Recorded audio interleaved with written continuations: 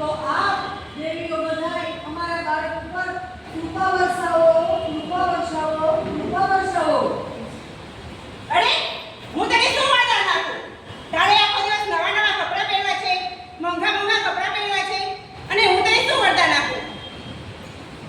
અરે હું શું વરદાન આપું? મને તો એક અંકલના ખૂણામાં રાખી દીધી છે. મારી અસર ના કરો છો. અરે હું શું વરદાન આપું?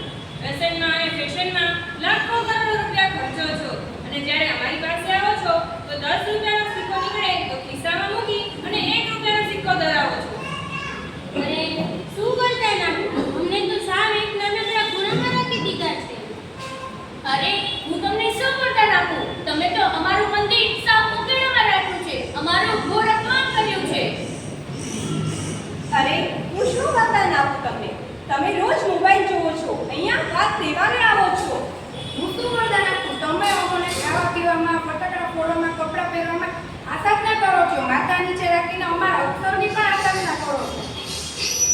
અરે તમને શું વરદાન આપીએ? તમારે જાત જાતના ભોજન કરવા છે અને અમને આટલો પ્રસાદ ચડાવવાનો? અને શું વરદાન આપી? અમે રહેવાવાળા મોટા બંગલામાં, અમને નાના મંદિરમાં રાખો.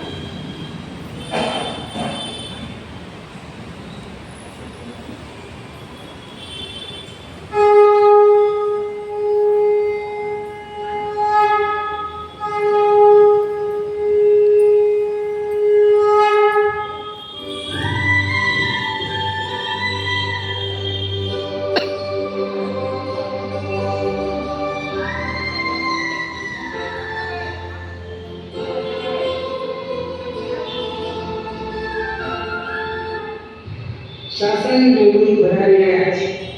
શુભ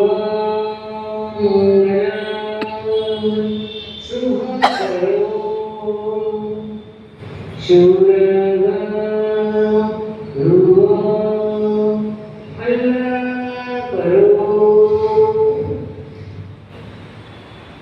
હું શાસન દેવી, આ શાસનની રક્ષા કરનારી, દુઃખ હરનારી, અધર્મને ધર્મના માર્ગે પાડનારી, ધર્મને સાચા માર્ગે લઈ જનારી, દુખિયાના દૂર કરનારી, મોક્ષના દ્વારનું વરદાન આપનારી હું શાસન પ્રેમી.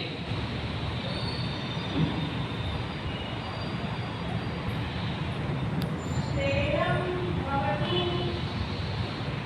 શાસન ભવતુ કલ્યાણં ભવતુ આનંદ ભવતુ. અરે બહેનો, આ શું? આપણે તો શાસનનું કલ્યાણ કરવાવાળા, જગતનું કલ્યાણ ગીત કરનારા, લોકોની સર્વ લોકોની મનોકામના પૂર્ણ કરનારા આપણે તો શાસન દેવી. અરે બહેનો, આ શું? આપણે સંસારના અને જગતના દોષો ન જોવાય. અત્રે બિરાજે ગુરુજી અને ગુરુની કન્યાના ચરણોમાં વંદન કરીએ અને આનંદથી જે આ આપણી પાળે માતા આવી છે એના લાડીલા નંદને આપણે સાજો કરીએ, એની આપણે વ્યથા દૂર કરીએ. અરે આ બધા સંજોગો તો માત્ર લોકોના કલ્યાણ કાર્ય છે. અને આ શાસન ઉપર ધર્મ પ્રત્યે આ લોકોને ધર્મની શ્રદ્ધા અખંડ રહે. ઓમ નમો હરિહંતારમ. ઓમ નમો શ્રી શ્રી